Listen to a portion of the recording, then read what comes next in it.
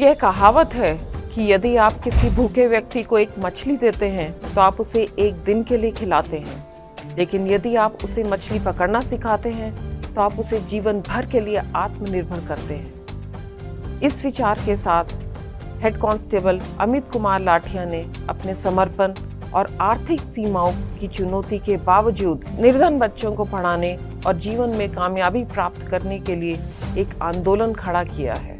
सन 2010 में दिल्ली पुलिस ने सिपाही के पद पर चयनित होने वाले अमित कहीं अकेले और कहीं अपने साथियों के साथ मिलकर कई समाज सेवा के काम कर रहे हैं। उनको इस तरह के काम करने की प्रेरणा कहाँ से मिली, कैसी कैसी चुनौतियां उनके सामने आई और उन्होंने कैसे उन चुनौतियों का सामना किया, आइए ये सब जानते हैं श्री अमित कुमार लाठिया जी से।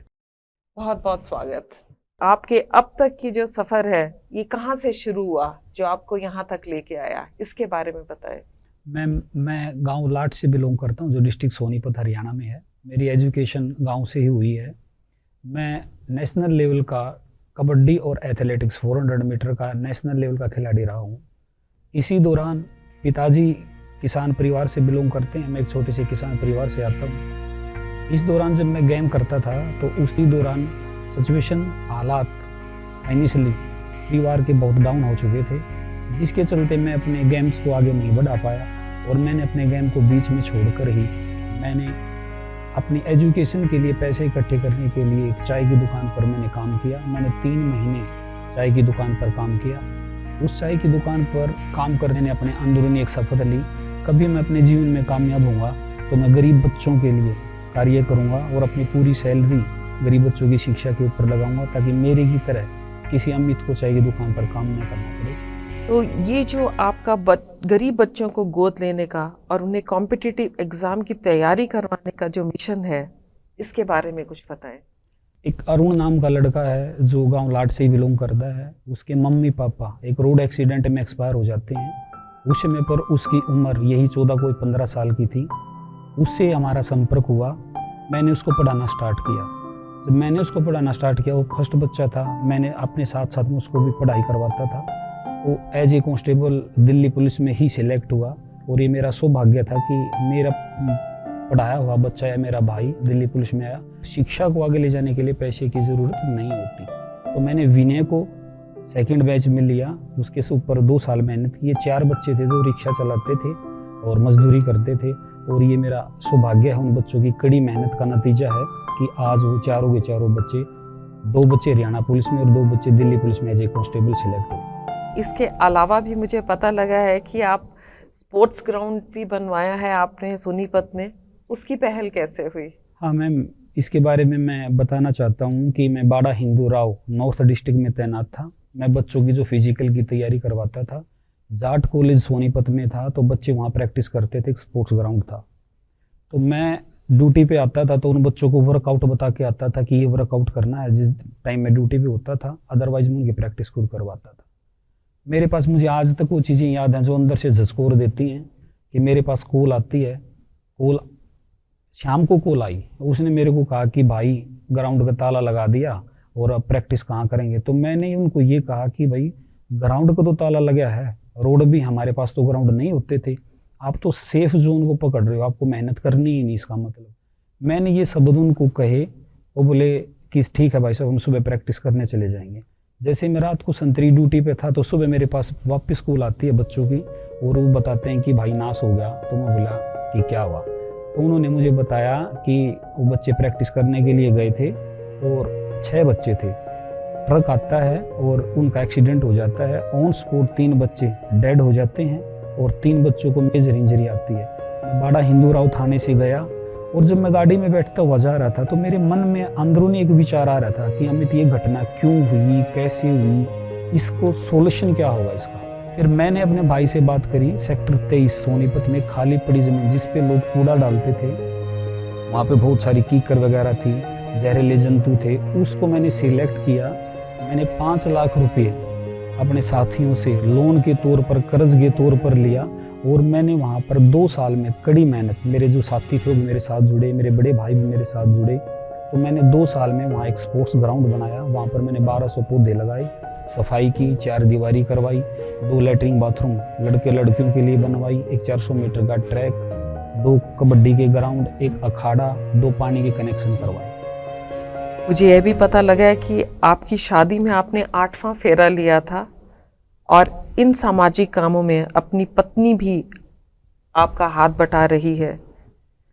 आप इसके बारे में कुछ बताएं। हाँ मैम, मेरी शादी 2015 में हुई थी।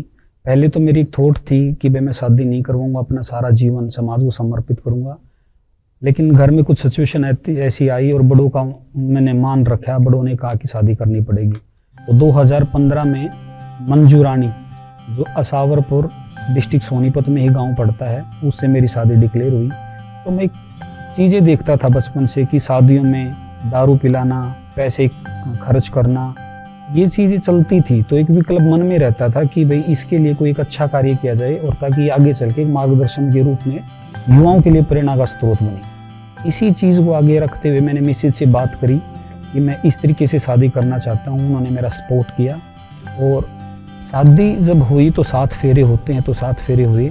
उसके दौरान मैंने पंडित से बोला कि मैं 8वां फेरा लूँगा। तो मैंने कहा कि मैं 8वां फेरा ही मेरा ये रहेगा कि हम अपनी नेक कमाई का 5% हिस्सा गरीब बच्चों की शिक्षा के ऊपर लगाएंगे, क्योंकि कभी सुना था शिक्षा उस शेरनी का दूध है जो पिएगा वही दाढ़ेगा। तो इसी प्रक्रिया को आगे बढ़ाते मेरी मिसेज ने मेरे साथ चल के 8वां फेरा लिया। और 8वां फेरा लेने के बाद मैं आपको इस बात को और आगे ले जाना चाहता हूँ कि रिसेप्शन रखा गया।